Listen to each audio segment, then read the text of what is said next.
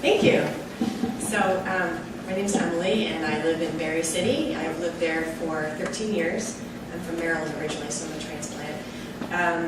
But I've spent a lot of time in the community doing various volunteer things.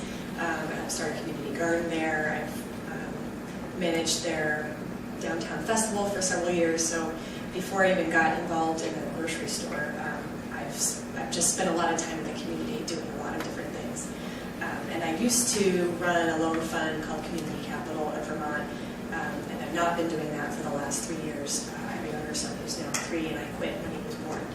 So I am a work-from-home mom. I have a couple different random jobs. This is not a job for me. It's a volunteer thing that I really didn't know what I was getting into in the beginning, but I knew that it was important. So just a little bit of background, why am I even talking to you about something in Barre? There hasn't been a full-service grocery store in downtown Barre, which is in central Vermont, right next to Montpelier. Hasn't been one since the Grand Union closed in 2001, so that's been over a decade of really no reliable source of healthy, fresh food in the downtown area. There are kind of the big box, there's the Walmart, and then there's a Price Choppers that you have to either drive to or take a bus to. You can't really bike there. So there's a big issue of people who live in the downtown of not being able to, and who don't have mobility. There's an issue of them being able to access food downtown. They go to Rite Aid, they go to the dollar store, or the convenience stores. So, and why is this happening now? Why is anybody interested in, 10 or 11 years later? Well, basically, Barre's entire Main Street was ripped up last year and redone, and people in Barre have been waiting for that to happen for, I think, 30 years. Maybe it's 20 to 30 years. And somehow, I think, as that redevelopment was happening, a whole bunch of other kinds of activities and real estate development opportunities kind of started to percolate, and energy started to flow a little bit differently than it usually has in Barre, and it just seemed like now was the time to do it. There was, in particular, a real estate, there still is a real estate development opportunity in the middle of downtown, which was kind of billed as the place to have a grocery store. It's currently, the ground floor of it is being built. It's called City Place. And that's actually how this cooperative grocery store conversation got started. This spot downtown seemed to be the perfect place for a grocery store, and the city started to market it to everybody and their brother in terms of, the big and small grocery stores in Vermont and outside of Vermont, and there were no takers. And then after we went to kind of the conventional corporate grocery stores and even the small individual grocery stores, when I say we, I'm still talking about the city of Barre, it was next to look to Hunger Mountain Co-op, which is in Montpelier. And for several reasons, even though they looked at it closely, in fact, they decided against coming to Barre. One of the primary reasons would be that having a second store would basically cannibalize the sales of the first store. That was one of the issues. Plus, that co-op has considered a second location at least once before, and Barre wasn't, I guess, the best spot for it. And I would agree. I'm a member of Hunger Mountain Co-op, and I enjoy shopping there. But I think Barre needs something completely different, and most people in Barre agree. So we decided that we would do it on our own. But doing it on your own doesn't mean exactly on your own without a lot of support. So as soon as we realized that Hunger Mountain Co-op was not interested, and there was an article in the July newspaper last year, a bunch of us, just a bunch of people who've been talking about having a grocery store in downtown, decided it was time to just do it on our own. So grabbed a bunch of people and incorporated, and found that there was a grant opportunity through the Food Co-op Initiative like 6 days later, which is actually why we incorporated. Usually food co-op startups don't incorporate until they have a bunch of members, but we felt like we really needed to have the money in order to even just kind of consider having a co-op in downtown Barre. So we were one of 10 recipients of a Food Co-op Initiative grant. There were 30 applications, and I was, believe me, over the moon when I found out that Barre, Vermont was one of them. And that was a matching grant. We were able to get $13,000 in community donations over a period of 6 months, plus a grant from Co-op's community fund of $1,200. So there is example number one of how cooperatives cooperate with cooperatives. They were from really day one, I think, supportive of this idea of Barre going out on its own, and can't thank them enough. And in fact, their general manager is kind of an ad hoc member of our finance committee, so we're very appreciative of their support.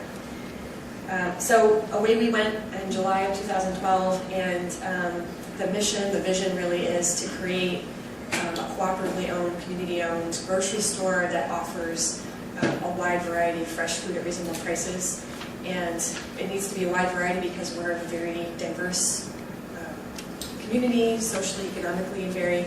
So we want to be able to have conventional food, organic food, local food. So a mixture of all of those different things. And if you've been to the Hanover Food Co-op stores, the White River Junction store, which is a store that they purchased and then redid, is one that we're kind of modeling ourselves after, as well as to the Littleton Food Co-op.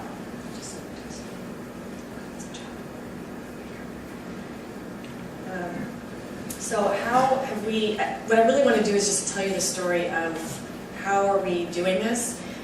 We chose to basically do a lot of exploration, so that really we're just talking the last 7 months. A lot of exploration, a lot of research, a lot of talking to folks, a lot of relationship building, and we chose, instead of to take money right away in terms of equity or shares, we decided to do the donation route. So that was the 13,000 in community donations. That was not equity, it was just people saying, I want to see if this thing can fly, I want to help this co-op finance a market study. So we've been taking donations from folks, but then we've been taking pledges. So this is one of our, it's a new flyer. The front's just a flyer, but on the back it has a pledge form. So you don't sign it, you just fill it out and you say, I'm interested in being an owner when we reach 600. So we set this bar at 600 pledges of ownership. And so it was really easy to kind of have a flyer to hand out to people. They didn't have to, they had to sign on the bottom line. And people, they're giving us their information and they're committing, and we're putting their names up on our website and on Facebook. And so, although they're not really committing, by the time we actually send out the bills, our hope, and we'll see what kind of the turnover rate is, but our hope is that most people will feel enough commitment and excitement that they will actually follow through. So we've been doing this pledge campaign since October, and it's been really successful. And what I'm showing you here is, up at the top right picture is our kind of kickoff campaign in August of last year, where we had a whole bunch of people come down and basically be interviewed for a very short video that we then put on our website, and it was one way of getting our message out.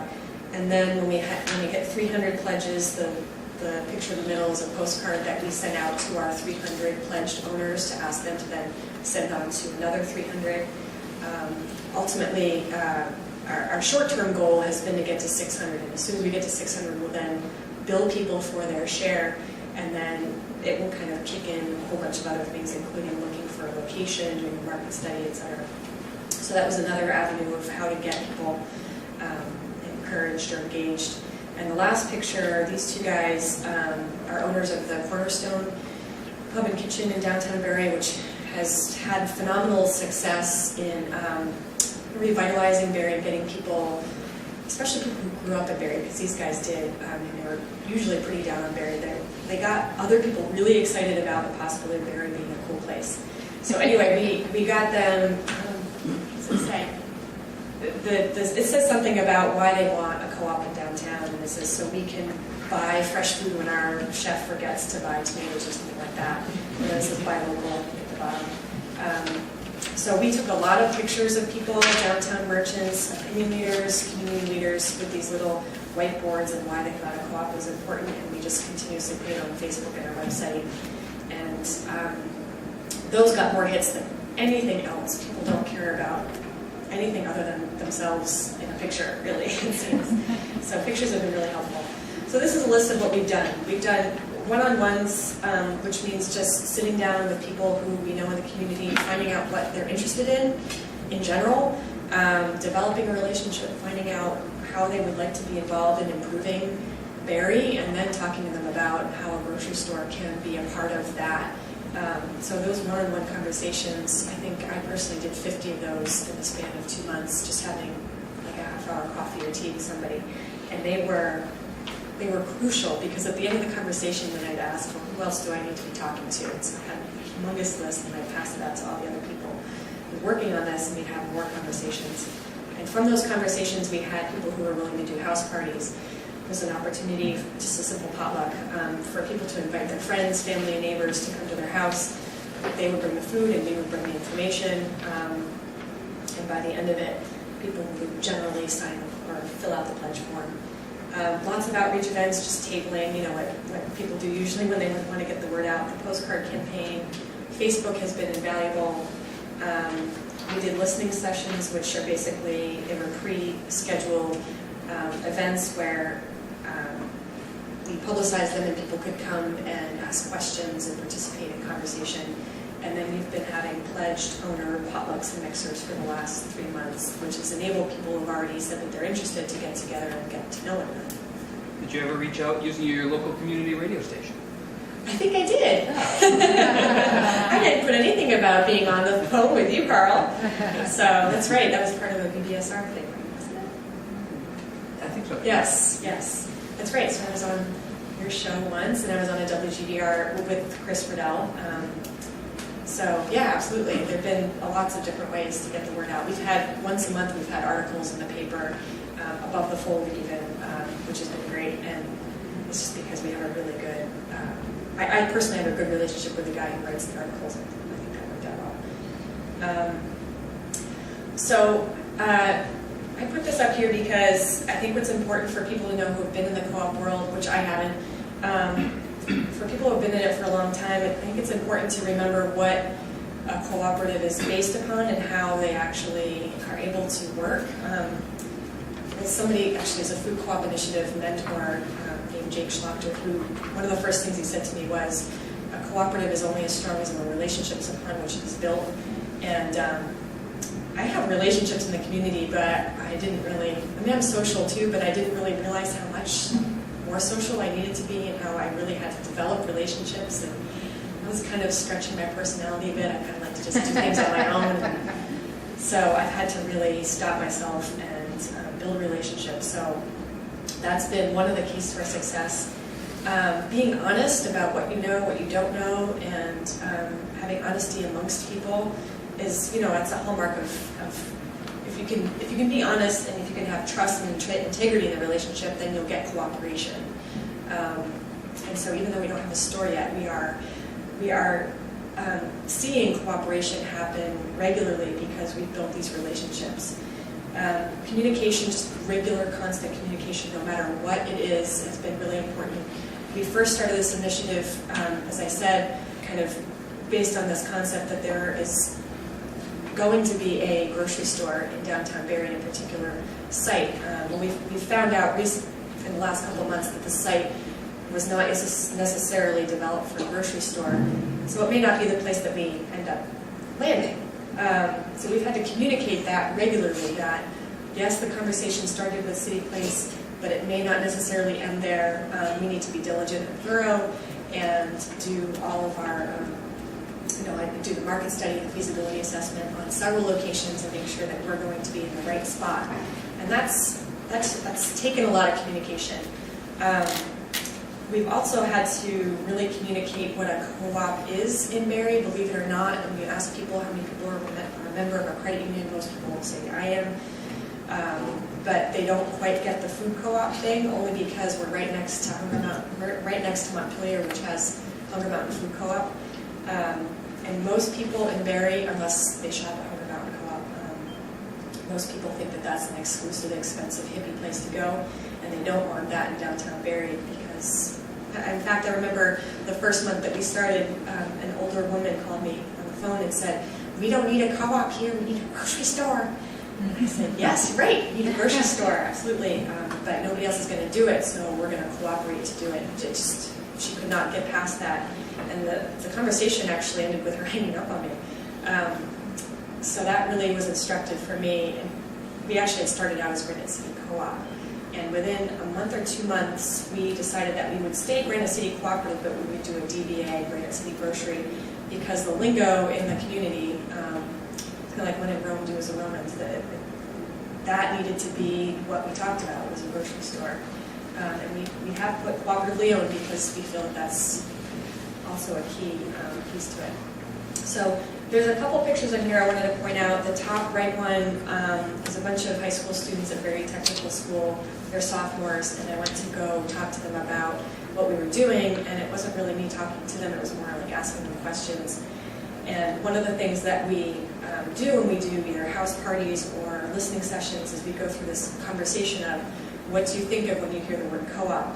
And the one that says co-op on the left actually came from a house party, but we did the same kind of list with the high school students.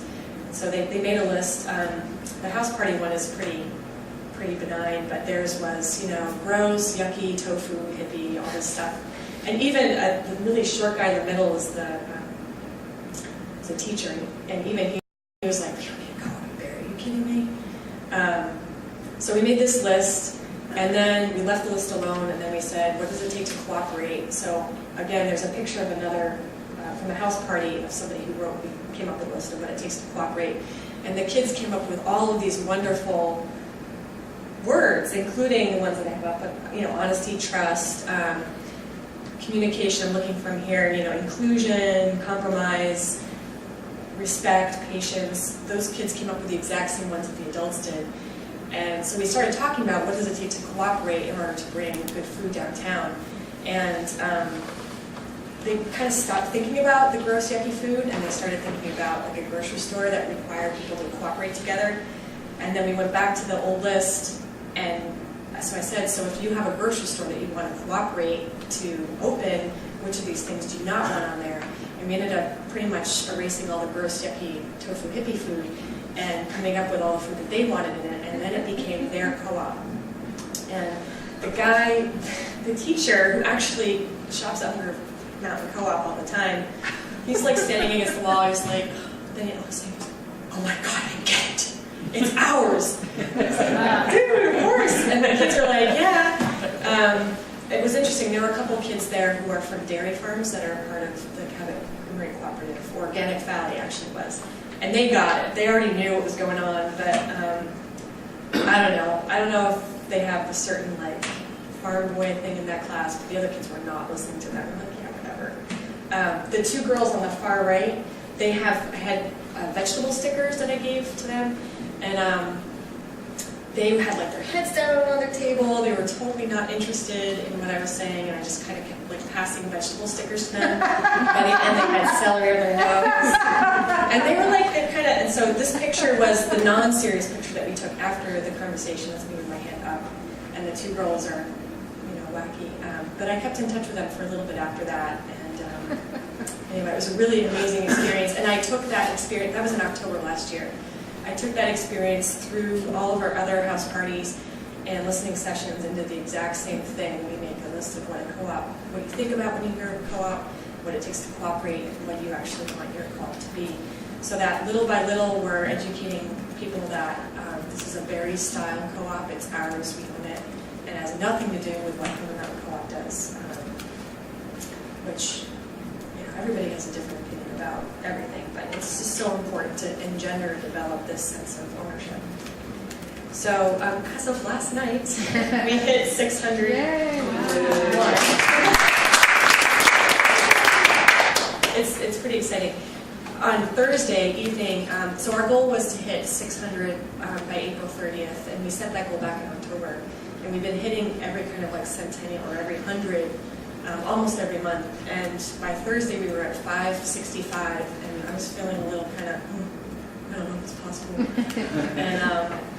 And the rest of our group was like, well, we'll just try to make it, we'll do it somehow. And our food co-op initiative mentor, Jake Schlachter, had called me, and I called him back, and he said, so do you own this goal or not? I said, yeah, I do. So what are you going to do about it? I said, I don't know. And then he said, you got to tell people that it's important. You can't go by, you can't miss it. So he gave me some ideas of what to do, and I sent out an e-newsletter to our group, and I put something on Facebook, and I said, it's 35 people in the next 5 days, can we do it? And within 24 hours, we had 36, 37, and somebody called me this morning saying, "Do you still need me? I'm ready to pledge."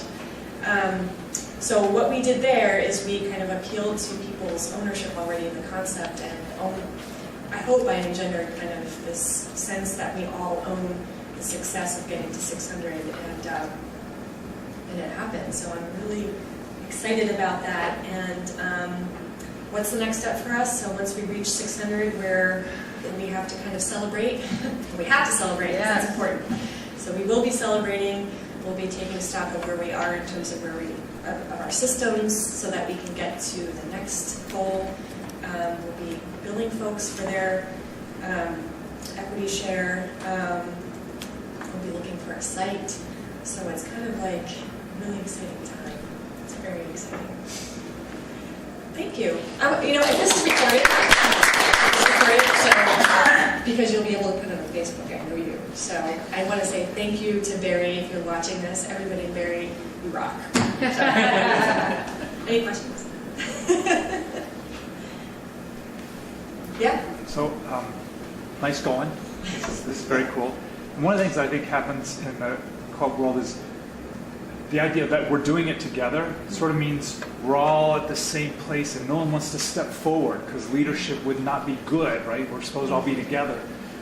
And it seems clearly you and maybe several yous in Barre are really stepping out in front. So how do you keep that spirit of we're doing it together and somebody is out in front of the group keeping things moving? I think it's like, when you have a chair of a meeting, they're not supposed to be the one really talking. They're supposed to be encouraging debate and conversation. So whereas before this process, I would have felt like I'm the one in charge, I feel like I'm the one just stewarding and supporting and encouraging, and that has it feels different, I think, to folks than somebody doing it all. However, I did do a lot in the beginning. I would try and get out of it. So it's the startup. There's still a startup kind of issue, I think, for food co-ops when there's just one particular leader who is like me. But through those one-on-ones, I found my steering committee, I found my board, and all the people who are in our subcommittees, and they are owning it now. So I don't do as much as I did, and I can play that role of just facilitator, which is really much healthier than when it was way at the beginning. That's a good question.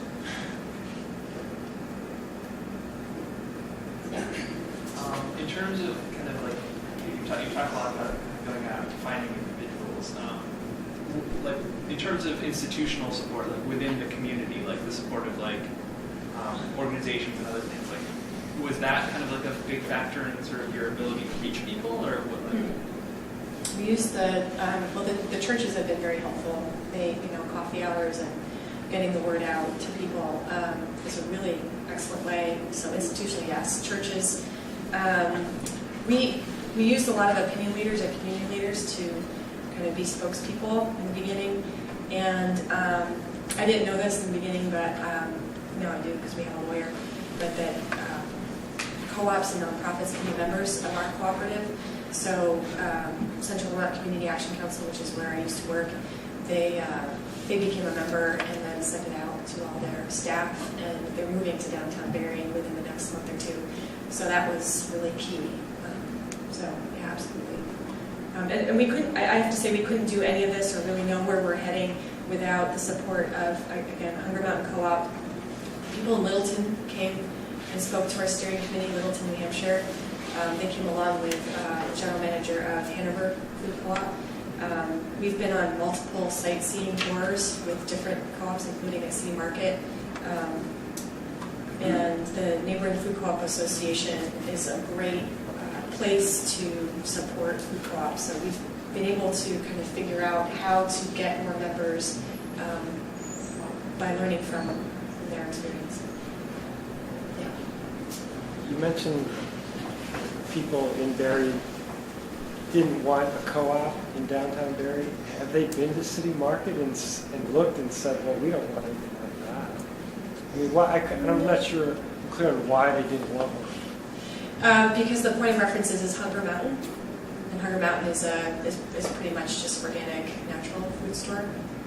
and it has a certain feel and a certain price range and a certain product mix, and people in Barre want to, again, they want a grocery store. So when they say that, they mean it should look something like the Howard's Market, which is now Hannaford's, which has a wide variety of conventional foods with some local and an organic section.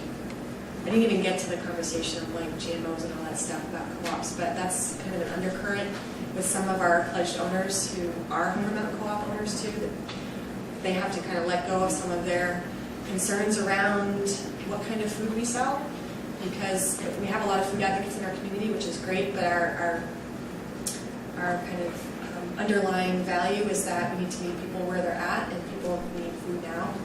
And so maybe along the way, well, I know along the way we'll do education, maybe along the way our product mix will change. So you're talking about coming into this and kind of learning along the way. How important was it to be connected to a food co-op initiative to evolve into this leader that helps keep the herd together? Yeah, it would have been impossible. I've been a part of other groups that have been successful and some that have not been so successful, and really the key has been outside expertise, I think. And it's not just the organization, but it's an actual person. The person who is mentoring me, I never asked him how old he is, but I need to find out. He's younger than I am. He's a political community organizer kind of guy, and he's just got this knack for encouraging me and giving me advice and kind of helping me kind of understand what my fears are and what I think I can accomplish. And he was the one who said, you need to just go out and start talking to people one-on-ones, just sit down and have coffee. And it just happened. Really. I actually know Jake. You know Jake? Yeah. Tetzer, yeah, you know. He does not take no for an answer. That's true. Yeah. Yes. He's a good guy. He is a very good guy. Yeah, I wouldn't be able to do it without Jake. So, thank you for hearing our story.